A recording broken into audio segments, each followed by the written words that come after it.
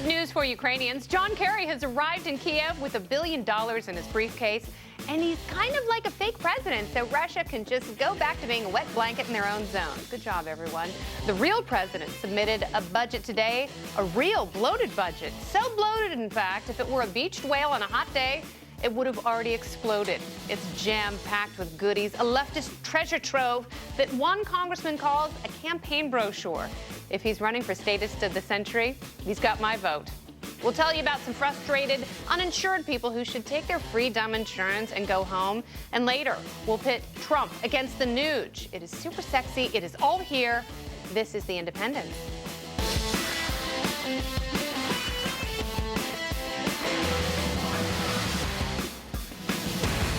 Hey there, it's Striped Sweater Wednesday. That's not even on the moving words, and I screwed it up. Good job, me. I'm Kennedy. It's great to be with you. I'm joined by Reason Magazine editor-in-chief Matt Welch and Kmele Foster from Free Think Media. He's got a thimble of pooch in him, and he is going to be fiery tonight. Both of them, in fact. We are the Independents, and we have assembled for our viewing pleasure, reassembled, in fact, America's favorite party panel. It's Gavin McInnes, TakiMag, or TakiMag. TakiMag. I know. I want to say Taki. What are you doing? Showing your man hands? I'm drawing my nails. Okay. Earlier, he was ripping out his chest hairs one at a time, or having our stage manager do it with his teeth. Michael Moynihan is also here. He's the Daily Beast cultural news editor, and he's fancy and swears he can talk about anything. We will put him to the test tonight. So you guys have been following the events in Crimea. So should I start taking my potassium iodide? Definitely. I think this is a very important war. We need to get down there. We need to get involved in the Soviet Union because we all care about the Ukraine and Russia and whatever they do. I just want to. The Middle East and Russia, I want you all to lose. Just go work out your differences. We're not getting involved. Sorry. So how do we start a nuclear conflict between the Middle East and Russia? How do we you know get what? that going? If the Middle East and Russia did have a nuclear war against each other, this would be my face during the entire war. What is that? Is that chicken? Just be picking, No, that's picking not. chicken. When did I have too. chicken? I would say what it is, but I would get fined by my boss. Go ahead, Mike.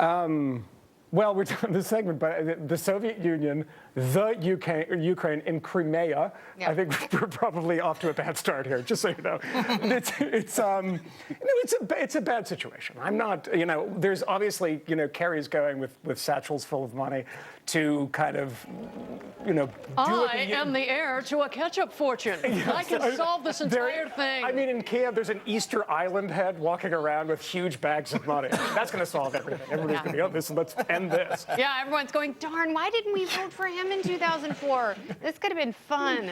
Yeah, I don't know. I just want to stay out of the whole thing, to be honest. Particularly, I mean, there are things that we can do by sort of turning the screws on the Russians, but as far as the military conflict goes, I don't believe that this is a reaction to our inaction in Syria. I think this is just Putin's sort of, I mean, he invaded Georgia prior to Syria. Yeah, what was that a reaction This is what to? he does. What are the embargoes? What are we boycotting anyway? What do we get from them? Funny fur hats? We're used to get- boycotting the Paralympics. That is what we're doing right now. Ooh, that's We're a not bitter sending pill to swallow. our disabled athletes? Actually, we're sending the athletes, but we're canceling the presidential delegation to the Paralympics, so that should bring them to their So knees. were the Paralympics supposed to be, they're like 2 weeks after the Olympics typically. Yeah. My question for you, though, is, so what about the analysis that Ukraine, or that Putin has basically already lost, right? It's the idea that he's just The markets are saying that because the markets pretty much rebounded today. Russia has taken an absolute hammering, but that Western Ukraine will never be his now because of this, and this is sort of like a rearguard action to acknowledge his own defeat. No, I mean, there's some truth to it. I mean, the market thing is interesting, too, because, I mean, Russia, the Putin administration regime, such as it is, has sustained itself on economic growth. And the economic growth has been tied to the oil and gas sector, and that's it. So as this, as America is going more shale gas, et cetera, the growth in Russia has been, tiny in the last year, 1.whatever%. Tiny, tiny, tiny. And he's vulnerable because of this. And now you have, I mean, he's not in the position he's been to be flexing muscles. He's acting like he's Alexander the Great. Well, yes, he's also acting like he's, Khrushchev. I mean, he's not. This is a bad thing for him all around. He's getting nothing out of it. I mean, I think he has lost. I mean, I meant Catherine the Great with the horses. Yeah, the horses. I don't think that's true, actually. You can fact check that, but I don't think it's No, true. it's not true. Scholars have disproven that. Unnamed scholars. They have, yes. OBGYNs have refuted that a long time ago. This does seem to smack of desperation a little bit. The one thing that bothers me the most, though, is listening to conservatives bloviating about how the president is totally screwing this thing up, almost as though there is another course of action here. I'm not at all certain there is. The notion of beating your breast and rattling your saber vapidly, and everyone knowing that there is no chance of military action, just seems really silly. It's an important point, and conservatives are wrong about this, especially when you look at the way Russians have done this in the past. In 1979, they invaded Afghanistan. We funded the Mujahideen. Didn't work out so well. 1968, they invade Czechoslovakia. In 1956, they invade Hungary. Both of those times, we did nothing. This is not an uncommon reaction for an American administration, Republican or Democrat. No, look You what cannot happened do anything. with the Beatles when we engaged with them when they invaded. That's true. I know. It was good for them, so we have to be, yes, exactly. We have to The be Scousers very won. careful. They turned into hippies and one of them died. One of them. I believe only one Beatle died. Yeah, Stu Sutcliffe. You mean ever in the history of Beatles? I'm pretty sure Paul McCartney's alive, and they were a trio. We'll fact check that. We'll fact check that. Very good. The new budget is here, and good news: the deficit is under $1 trillion. It's also under $2 quadrillion. So if anyone is keeping score of arbitrary non-money, we're doing great. It's over $1 trillion in tax increases, and this one is called the Opportunity for All budget. When did we start naming budgets, and why can't we call it Jeff? In 2009, they named his first budget, Obama, a new era of fiscal responsibility. So in case you were wondering what we were experiencing in 2009, we were kicking off. That was a pricey era of fiscal responsibility. Yeesh. And it was opposite day when he submitted that. Yeah, check it out. Wow. Yeah. No longer are we going to kick the can down the road. No longer are we going to have quadrillion-dollar deficits and all this kind of stuff. It's amazing. What I'm wondering is which Republican is going to be revealed as dishonest as Obama has been now on the campaign trail, talking about how deficits are unpatriotic, which is exactly the language that Obama used back in 2002, 2008. Yeah. I mean, people who were just, whenever you're not in power, deficits are the worst thing ever, and then when you get in power, you act like a jerk. Someone beat him with a Keynesian. $1 trillion of new tax revenue that the president is hoping for in this new piece of legislation, all sorts of bizarre new credits and changing things around. The earned income tax credit expansion, probably an okay thing, but what I'd love to see at some point in time is genuine tax reform, as opposed to screwing around with the tax code, making the whole thing even more unintelligible. No, this patchwork nonsense only adds to the code and to the confusion, and it's a moral outrage. It is a moral outrage, and it's not going to pass the House anyway. I mean, this No, is a it's not. complete waste of time, and it's a lot of. I mean, this is a budget that is meant to address. I mean, not really address, because it's not going to address anything. His war on the sort of divide. On rationality. On rationality. He's going to keep fighting that one. Yeah, the war on money. He hates money, and he's doing a great with job.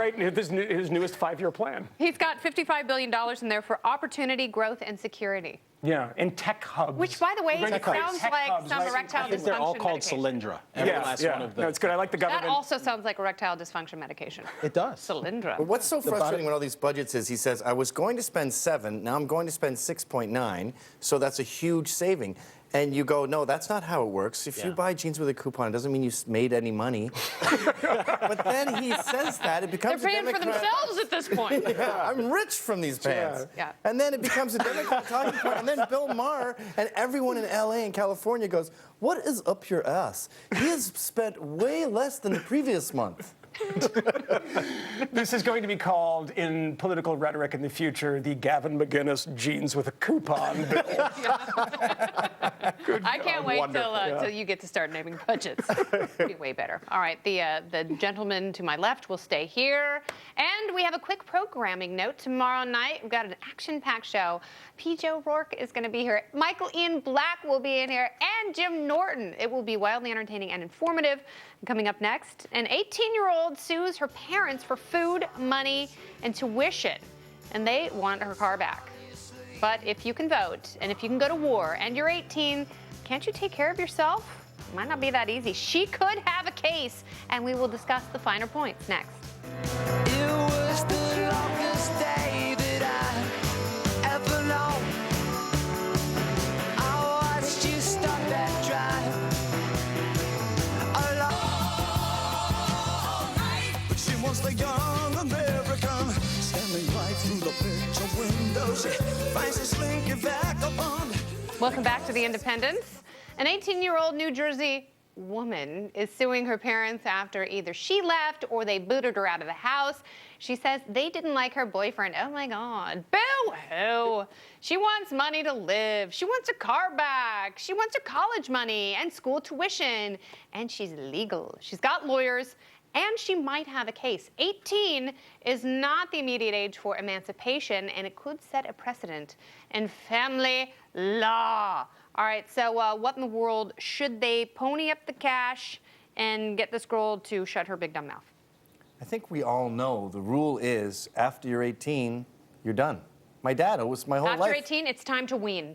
Yeah, no weaning. My dad, on my 18th birthday, goes, I'm done. See you later. And I go, actually, I have to go to college? And he goes, well, that's going to be bloody expensive, pal. And then I had to work as a janitor in my own school. At the University of Edinburgh, he was the janitor. Sort of. Ottawa is New Edinburgh. Oh, God. In fact, I think that's a village in Ontario. But yeah, you as a parent, you have no Are you responsibilities. obligated to? I mean, she's saying she wants her car back. Her parents bought her a car, and you know what 18-year-old. Well, you know what 18-year-old girls are like. They're a nightmare. They're petulant. Yeah. They're haughty. They can be hotties for sure. That is true, and I don't want that to color my answer because I didn't see a photo of her. She's actually a lovely girl. Is she a lovely girl? Very attractive. She sounds like a total monster, to be honest. There she is. There's her picture. No, don't. No, I'm not going to say anything. Yeah, but don't. no, is that I am shocked that at 18 that could even sort of snake its way through the courts. I mean, it sounds like some sort of like Shelley Long movie from the 80s. I'm suing my parents to get my Ford Nova back. I don't understand what her case is. They owe her Her a case living? is that she's still in 11 high school. in the eyes of America today. Yes, when we have that is grown true. men playing video games at the age of 32. So the whole I'm not going to sit scale has beside you moved and up. allow you to criticize me. It's a PlayStation 4. It's an It's your advanced fault. You're the gaming one machine. who made 18 look like 11. It's you incredible. Made 20 look like 40. The budget for the game, I mean, it blows away most films. I don't want to get off track here. I don't either. You should be using those looks to be waiting. This young girl is tables a anyway. horrible person. That's all there is to say. Well, So does she have a case? is. No, Should her parents have absolutely to not. pony up and pay her Catholic school They should have tuition? cut her off a and- long time ago, maybe I mean, 10 you or saw 12. what the girl from Duke did a couple of weeks ago. She's 18 years old. She couldn't pay her tuition, and she became an adult entertainer. And I mean, there are options. I know you stellar want that example. option as evidenced by your one-way tickets to Raleigh-Durham, North Carolina. Yes, I know, but you can't return them. I mean, I have to go. I can't. I tried to get my money back. It's not working. So. Look, I'm pro-life, but if the baby is 18, it's okay to have an abortion. Mom, I'm Don't so snip sorry. the spinal cord or anything drastic, but just push it out the door and close It was less offensive when said with a Scottish accent by his father, by the way. Yeah, exactly. Your dad can get away with a lot more. I'm pro-choice at 18. Ouch. Okay. Well, DC's got problems, but possessing weed ain't one. The city council passed an ordinance decriminalizing Mary Jane possession, but you probably can't smoke up at the Lincoln Monument or Memorial. Is it a monument or memorial?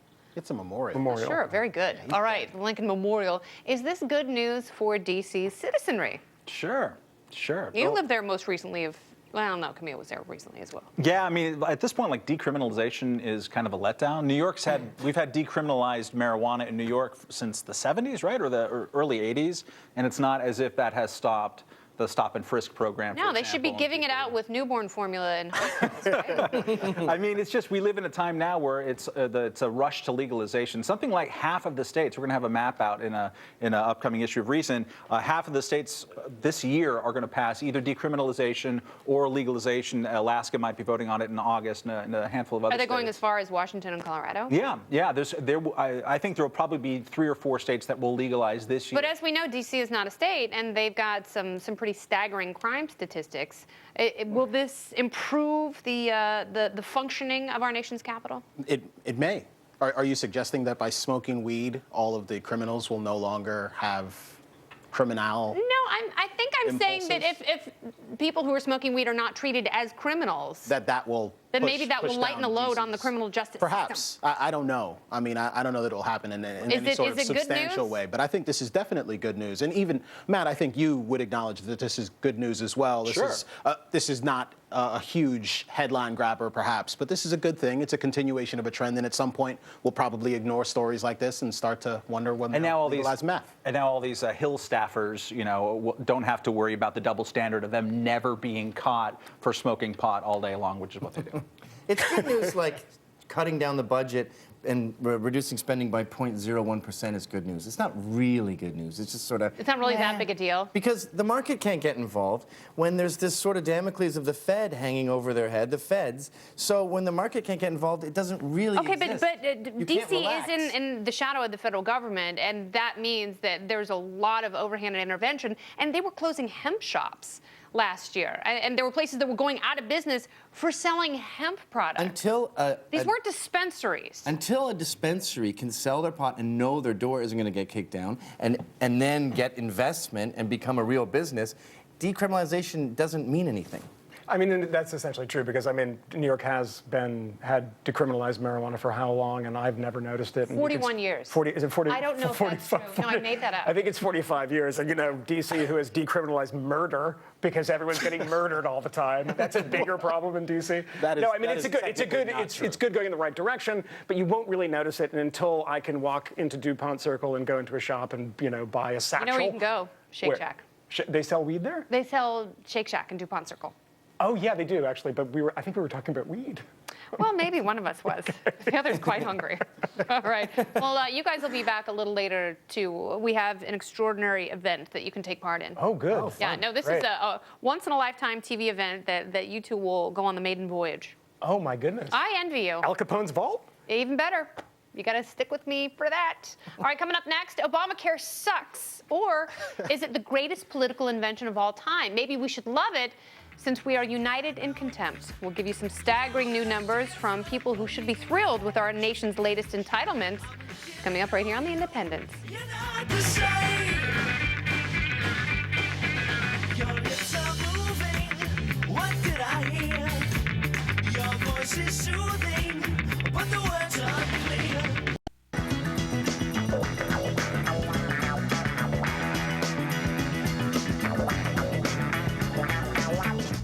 This is The Independents. We are The Independents. You are The Independents. That is so heavy. A new poll shows what we already know. No one likes Obamacare, least of all the people who are meant to be helped by this bureaucratic monster. The uninsured hate this coverage. Let's turn to our resident Obamacare expert, Peter Suderman. He writes day and night, slogging away at Reason Magazine as a senior editor. Welcome back, Peter. Thanks for having me. Thanks Glad for being here. It's sad you're not in person, but we like seeing your face and feeling your joy. But through the magic of television, it's like I'm there. It really is, and the Periscope. So, Peter, tell me about this latest poll that shows uninsured people who were meant to be helped by Obamacare are the ones who view it so unfavorably. Yeah, one of the most surprising, interesting findings from the polling about Obamacare recently is that the uninsured are really upset with this law. They just are not liking it. And as time goes on, they like it less and less. So when the law was passed a couple months afterwards, the uninsured were broadly in favor of it. And then over time, opinions basically merged. And so there was about half and half. Most of it, the opinions were basically split. But starting last November, with the rollout of the exchanges, the opinions started to diverge against the law. And so now the unfavorables are really significantly higher than the favorables. It's actually about 54% of the uninsured say they do not favor Obamacare, and only 22% say they do. That's a huge split. I mean, those are horrible numbers, and these were people who, were supposedly getting free insurance. What's not to like about this horror show? Plenty. I mean, plenty. And what's driving it, though? What's driving the bad numbers? Is it the coverage they're getting? Is it that they're having a hard time signing up? So the polling doesn't dig into the exact details of what people don't like about this law, but what you see is that the experience with the exchanges is broadly negative. People just haven't had an easy time figuring out how to use them. People think that the coverage is too expensive. They think that the plans are too narrow, that the health coverage that they might be buying through the law, just doesn't cover enough. And what we also see is that overall, not just amongst the uninsured, but overall, almost a third of people are already saying that they feel that their lives have been damaged by the law and that they've been hurt. It's about 29% of people. And so people are really feeling the impact somehow or another. They're just saying that this law is not working for them. And that seems to be especially true amongst the uninsured, where opposition and unfavorables have shot up faster than even amongst the general populace. Peter, in other Obamacare news, there's news coming out today, I think, that there's another anticipated delay in the rollout. Can you walk us through that pretty quickly? Yeah, so we saw a report in the Hill newspaper on Monday saying that sources were saying, so this hasn't been confirmed yet, but sources are saying that the administration is going to extend its "if you liked your plan, you can keep your plan" fix. So we all remember if you like your plan, you can keep your plan. We all remember how it wasn't true. And then in November, the Obama administration announced that, well, if state regulators say you can keep your plan, then you can keep your substandard non-Obamacare compliant plan for a year. And now it kind of looks like they're going to extend that for another year. This would be, if it happens, the third major tweak to the law in less than a month, after Kathleen Sebelius promised at the end of December that there would be no more delays. And what it shows you is that the Obama administration is really still having a hard time making this work. The other thing that's notable about this is that the insurance companies really don't like this, because they were counting on people signing up for the new plans under Obamacare. And this is part of what's driving insurance company angst, is that the administration keeps making these tweaks that are undermining the policy foundation of the law in order to support the law politically. And it is just a clumsy vote grab trying to get Democrats through the 2014 midterms. We'll see if it works. And then the 2015 sticker shock comes in. Insurance is so much fun. Thank you very much, Peter. Thanks for having me. All right. Well, I have great news. If you are freeballing, you are closer to God. Find out why in the Topical Storm next.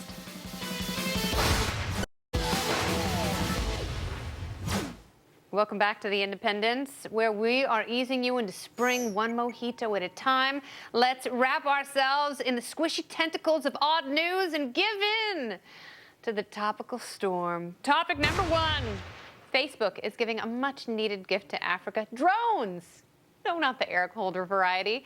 It's going to be the internet, imparting unmanned aircraft deployed to the dark continent that will let millions of Africans shop for fur boots on Zappos or watch Gangnam Style for days at a time. Now, we wouldn't want to send food or water or vaccines, because that would be too practical. Mark Zuckerberg is desperate to be the next great philanthropist, but let's be honest, he is no Melinda Gates.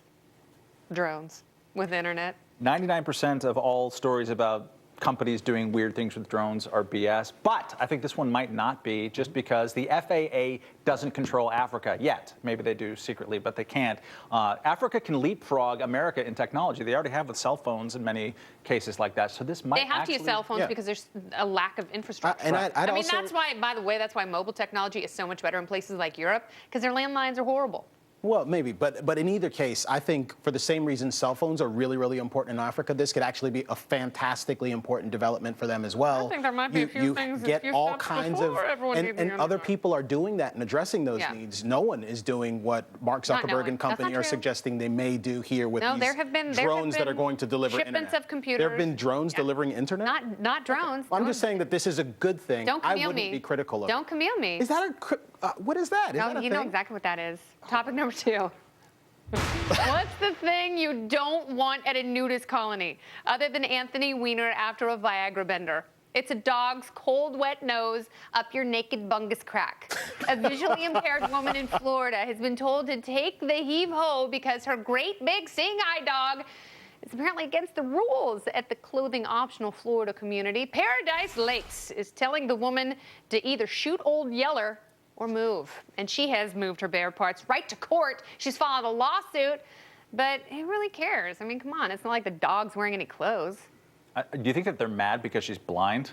ultimately? Like they're walking around saying, hey, you're not appreciating this over here. Because nudists are such weirdos. As I've explained previously, that is not what nudist colonies are about. It's not about looking at other people. It's about being naked. In either case, It's about being seen. It's not looking at other people. It's about other people looking at you. This group, so far as I'm concerned, is within their rights as property owners, but I think they ought to have a little bit more leniency here. I don't think there's a problem. They told her it was just okay a dog. if she had her The dog isn't dog. making fun of you. This is not a big deal. Keep it moving. Maybe the dog has a way of snickering at small bones. Yeah, my dog, it does a submissive smile when I come home. I don't want to Shows hear his this. teeth. Matt's uncomfortable. Google that. Victory. Topic number 3. An intriguing 3.5-minute video has surfaced starring Christopher Lloyd, Tony Hawk, and Terrell Owens, among others. They appear to be floating on skateboards without wheels, a hoverboard, if you will. Some are saying the video is a hoax. Others say it is a clever marketing campaign.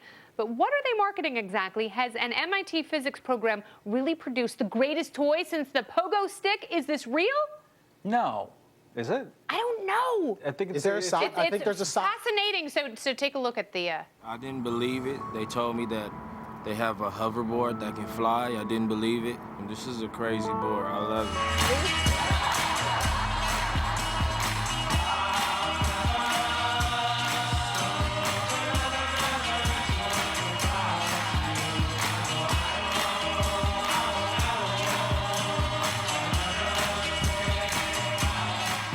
It's fake. It's totally fake. Totally fake. Totally fake. I was excited for about 25 seconds, and then I saw the promotional video, and I was really upset and disappointed and heartbroken. It's like that This is Kobe sad. Bryant video from like 4 years ago when he jumps over a speeding Porsche coming this way. And Oh, yeah. Wow, that's really Was that a Kobe's Porsche or so an Aston talented. Martin?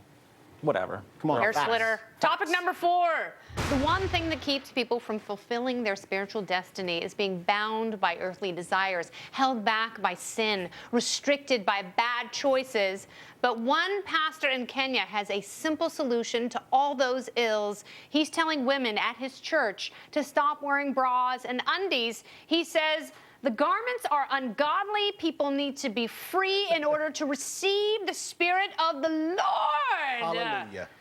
Can you believe it? Now, what about you, Kmele? Have you found Jesus? I am still wearing my underwear, so apparently there's something holding me back. There's but something holding you back. We'll give it another go tomorrow. We'll see Cannot what be fully happens. safe. This was just for the ladies? It's just for the ladies. Just for the yeah. ladies. Yeah. See, I mean, Oh, so I'm fine then. I'm good. Apparently I'm fine. I think that you should give that liberty to everybody. I think everybody will feel more free and more spiritual if they're left to dangle completely. Says Minister Matt. Yeah, That's well, good. I think this pastor is in touch with the Spirit in ways that allow him to see what really needs to happen. So, sisters, lose the bras, all right? It's not for me. It's for that guy. 2 perplexing men with colorful pasts and odd word choices finally clash in the ultimate battle of wits and words, Trump versus the Nuge. We're on it. It's next.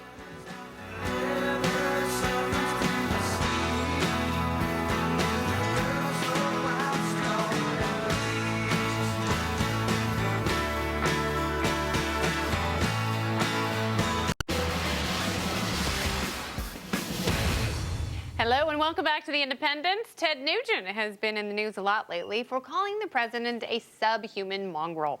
He's been campaigning for the Republican candidate for governor in Texas and offering to give away free AR-15s. It had us thinking, his quotes are so outrageous, so utterly insane, he is almost totally unmatched in his ability to offend and fluster.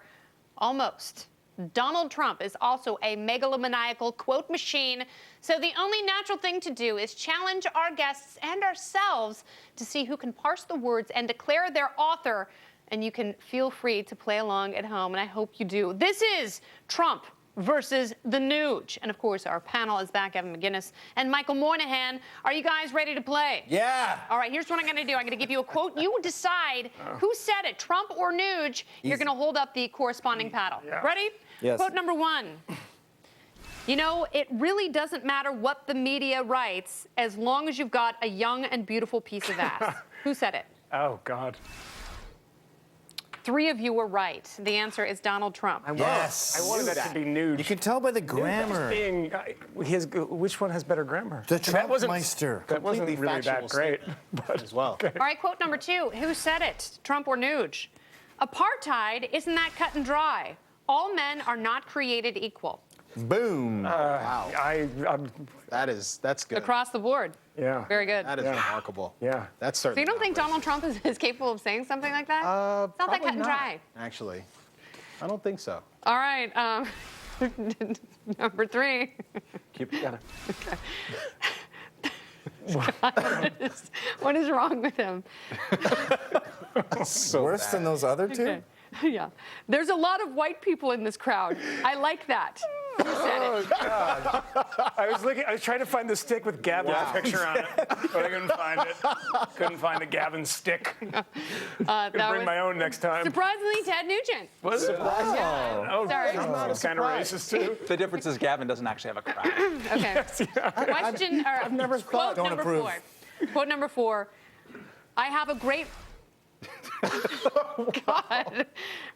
Insane person. I have a great relationship with the blacks. I've always had a great relationship with the blacks. Boom, Facts. boom, boom, boom. This is true. It's a dictionary. The anything is an old guy. The gays, the blacks, that's old guys. Then it's You could Donald say Trump. that We if have a you're- three-way if you're down. tie. But wait, who's older? Say that if you're down. Who's older? No, Donald Trump said it. You I know, but who's But older? Donald Trump was I don't know who's culturally older. much older Okay. than Ted Nugent. Okay. Fair enough. But he's not. He's totally not a racist. He has a good relationship with the blacks. Yeah. Okay. That's true. I Quote can number speak to that. 5. What's a feminist anyways? A fat pig who doesn't get it often enough. Who said it? Trump or Nuge? Can I put that way By the out way, there? before we all laugh at these quotes, I think we're beholden Yeah, all to right. disprove them. Yes. It was Ted Nugent. Yeah, Oh man. Let's see some weight studies. You need to read your Betty Friedan. I hope someone is keeping Okay. score. I don't You know. need to go home tonight and memorize the Someone feminine says 2 and mistake. 2 is 5. I can easily prove Can we them get wrong. Catherine A lot of these McKinnon other on ones. this panel, or Okay. is she not with us anymore? Okay, now this one might be more difficult. The quote is, if there's one thing I am, it's always right. Trump or Nuge? Close, but You all got that wrong. Ted Nugent said that. Yeah. I'm a little surprised. Yeah. But I told you it was hard. didn't he apologize for subhuman mongrel? Not really. Donald Trump Not really. apologized. Okay. Quote number 7. The new pope is a humble man, very much like me, which probably explains why I like him so much. Yeah, you guys are very good at this game. That was, in fact, Donald Trump.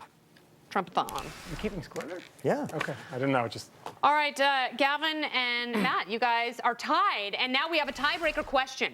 Okay, so it has nothing to do with the paddles. It's weird that Gavin would be tapped into this so. That's because I'm a Read their method mind. actor, Yeah. and I Okay. can go to the craziest places. Here's your tiebreaker question.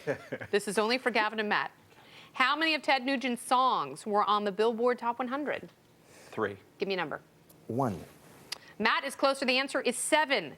What? Wango Tango, Need Yeah, You one. Bad, Homebound, Yank Me, Crank Me, Cat Scratch Fever, Dog Eat Dog, and Hey Baby. Yank Me, Crank Me was on that? No, not what was in your DVD player last was- night. No, these are Ted Nugent songs. Ted Nugent song. Oh, I thought they were films that Michael had seen in the past week. I was wondering what that was for a question. Okay. Anyway, I don't know. Well, Very gentlemen, prescient. all of you, thank you very much for playing, and we'll see you guys on the after show. Cool, Michael thanks. and Gavin. So be prepared to be offended. And great job playing. Good job with the paddles. I know you're no stranger to those either. Coming up next, the war on school choice rages on. All most parents want is to send their kids to the best possible school, but for some reason, many government busybodies want to take that choice away. And there is news on that front. It happened today. We'll get to it in moments on The Independents.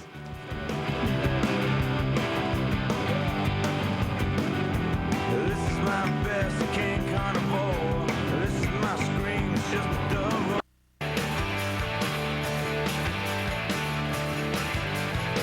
The good old days? They were so fun. Hold steady. Sometimes it feels like the government just doesn't care about your needs or the kids. They don't care if the government is teaching kids or if the kids are learning. And last night we reported on New York City Mayor Bill de Blasio's war on charter schools. He just kicked several of these schools pretty much out of New York. One of them was nationally renowned, and now they are 86 from their space in New York. But today, there was a rally in Albany at the state capitol protesting de Blasio's move. Reason TV producer and writer Jim Epstein, he was there. He covered the whole thing. Jim, what was it like? It was a big show of people. I mean, there were about 11,000 people there on the steps of the Capitol. That's a big turnout, yeah, especially on a cold day. Oh yeah, it was a big turnout. The Governor Cuomo spoke, which was not expected. I thought it was a really successful event. Now, all of the people who, Success Academy, which was the network that these 3 schools, 2 of which the mayor effectively killed, and then 1 which he is not going to allow to expand. They're part of Success Academy, which is this network of 22 charter schools in the city. And so they canceled school for the day, so all the kids and the parents came up. So that was, it made for quite a big crowd. And how many kids go to these charter schools? Well, Success Academy, that particular network has 6,700 kids, I think. That's a lot. Yeah, it's 22 schools. It's the city's largest charter school network. They outperform the traditional public schools on their tests by a long shot. But I think the really important statistic is that for every slot they have 5 applicants. Wow. Which indicates how much parents want to get their kids into this school. Yeah. I spoke to a lot of parents today, some of whom their kids are going to have to now likely go to the district traditional public school, which in some cases, and because their Success Academy can't now expand because of the mayor's move. And, it's devastating. So what's happening to the other 19 schools in the network in New York City, and what's happening to other charter schools? Are they actually threatened, or is this his one little symbolic gesture cut off at the knees by Cuomo? Yeah, I mean, the state, on the state level, there's much more control over charter schools, and the city doesn't actually give out the charters. The real move that the city can do, and that's what they did here, was in space, because charter schools don't get funding for facilities. So most charter schools in the city have opened up in what you call a co-location. So they're put in the same building as a traditional public school. So the New York City public schools have their own empty buildings where they can go inhabit and create Or schools. they're not empty, but they have space. Yeah. So what they do is they put a charter school there because it's so hard to find a spot to put a school in. And that's what the mayor did. He said 2 schools can't locate and this other one can't grow into this other building. And the interesting thing is the mayor of New York is obviously dead set against charter schools. He doesn't want to see their expansion. But the governor of New York, he has stepped in, and we see this bubbling war. What's going on with that feud? Yeah, I mean, he gave a pretty strong speech today, and what was interesting is that there was a Democratic governor and several Republican state legislators, and it's such a bipartisan issue. Yeah. And it really does not break down along party lines. What message is he sending to the mayor of New York? He is saying that he's going to support charter schools. And in terms of what he's going to do, he could put forward money for facilities, which, could allow this one school to expand and these 2 schools which aren't going to be allowed to open. He could save them. And de Blasio suggested that he wants to make charters who are using those co-location spaces, make those charter schools pay to use the spaces. Is there any indication at all that he might back off at this point? I don't think so. I mean, he's very much aligned with the UFT, the teachers union in the city, which has, hates charter schools. And then the other thing that's going on is this one charter school network, where all 3 of these schools are part of this one network, is run by a woman named Eva Moskowitz, who has been an outspoken critic of teachers unions and work rules in schools, going back to when she was a member of the city council. And the city's political establishment, including Bill de Blasio, despise Eva Moskowitz. So there's some sort of people are seeing this as, to some degree, a payback or a personal vendetta. It is a vendetta. It is revenge. And the mayor is an imperialist populist, which is a very dangerous combination. All right. Well, Jim Epstein, thank you very much. Thanks for having me. Can't wait to see the video on Reason TV. Keep an eye out for it. Coming up next, Apple CEO is poking his finger in the eye of climate change skeptics. Only one way to get the lowdown on this. We're keeping it Kmele. All right. In El Segundo, left my wallet in El Segundo. Left my wallet in El Segundo. I gotta get it, I got to get it. I left my wallet in El Segundo. Welcome back to The Independent. Apple CEO Tim Cook is no fan of climate change skeptics. He's so angry, and he's doing something about it. And if you love denying climate change, you cannot love Apple. You have to go get Adele, apparently. Time for Keeping It Kmele with Mr. Kmele Foster. He's hot under the collar, and that's just the way we like Well, him. you got to go get another computer, or you can ignore this entirely. I mean, Tim Cook is a guy who is generally pretty mild-mannered, as I understand it. I've never met the man. He's all fired but up apparently about lost his global cool. warming, though. Lost his cool because a group of shareholders have submitted a letter asking for Apple to clarify the amount of investment that they are actually making into mitigating climate change or what have you. Tim's response was, "We're not concerned about just ROI. We have other concerns as well, and if you don't like the things we're concerned about, you can get out of here. We don't have any need for you as shareholders." Now, granted, Apple, this is not the first time that they've taken a stand on a particular issue. Back in 2008, I believe it was, Prop 8 in California, which they gave $100,000 to this cause and actually came out and publicly took a stand against it. That was the ballot initiative that amended the state's constitution, making marriage only between a man and a woman. Exactly right. Exactly right. So this is And important. Apple was obviously a no on 8. That's right. Company. A no on 8 company, which was a pretty big deal for especially the company under Steve Jobs' stewardship at the time, who didn't typically do things like that. Now, what this reminds me of, though, is a bit, at least tangentially, of the flap in Arizona, where you see private companies that may or may not want to discriminate against politicians who want to pass certain pieces of legislation. Seems like the right way to handle this sort of thing. Customers, investors, everybody get to make their own decisions as to whether or not they want to reward a company for taking certain steps or not. And we get to make our own decisions to call him a poopy head at the same time, Absolutely. right? I mean, Do you think he's just being an old crank? A little bit, and also, I mean, there's no huge loss here, right? Like, what's the worst that can happen? He's going to get positive press mostly from all of this kind of stuff. But what I don't like is the habit of mind of saying that there's only one way to think, one way to behave. I mean, we just talked nicely about Governor Cuomo, but last month he had this terrible quote about how conservative values about abortion and guns have no place in the state of New York. De Blasio, the mayor, said, "I stand by that 100%. I mean, why do we have to police the way people think? It's not actual policing, but this sort of like habits of mind is ugly to behold. Yeah, if people take different routes to rational conclusions, I applaud them. And I thank you for hanging out with us tonight. And don't forget, be back here tomorrow night at 9 o'clock p.m. Eastern, 6 Pacific. P. Joe Rourke and Michael Ian Black will be here, as well as comedian Jim Norton. Go to our website now for our after show, foxbusiness.com/theindependence. And we will be there wearing our bells. It will be an insane after show tonight because Gavin and Michael Moynihan are fired up. So please join us. For Matt Welch and Kmele Foster, I'm Kennedy, wishing you a good night. Thanks for being with us.